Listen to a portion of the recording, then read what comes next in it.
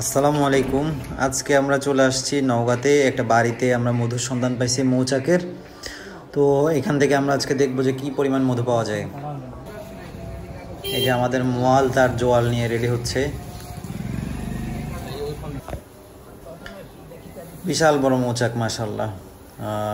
মোয়ালকে দিয়ে আমরা এখন কাজ শুরু করে দিছি এবং মৌমাছিগুলোকে প্রায় সরানো হয়ে গেছে। মোয়াল আসলে নিশ্চিত হচ্ছে যে কতটুকু পরিমাণ মধু আছে এই মৌচাকে।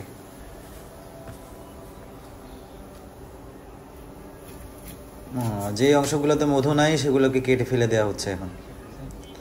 নিচের অংশতে মধু থাকে না সব সময়, তো ওই অংশটা ফেলে দিচ্ছে। তো আমরা আসলে সরাসরি দেখতে পাচ্ছি যে এখানে এত মধু এই চাকটাতে, উপরের অংশে আর কি। আর বাকি যে অংশটা সেইটা আসলে আমরা পরবর্তীতে আবার কালেক্ট করার জন্য রেখে দিচ্ছি। চাকটুকু উপরে যেটা অবশিষ্ট ছিল সেটা কেটে নেওয়া হলো। আর ওয়ালের মধ্যে আমরা স্ল্যাবে দেখতে পাচ্ছি নিচে যে একদম মধু লেগে আছে, একদম মধুর আবরণ। এইটুকু হচ্ছে আজকে আমাদের কালেকশন এখান থেকে।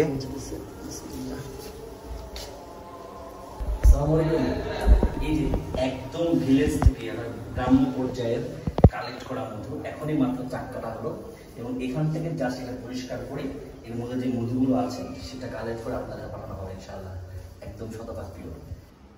আমরা যে অংশটুকু কালেক্ট করলাম সেটাকে দুই ভাগে ভাগ করা হচ্ছে। এক ভাগ হচ্ছে বাড়িওয়ালার, যার জায়গাতে সেই মৌচাকটা ছিল, আর এক ভাগ হচ্ছে আমাদের জন্য।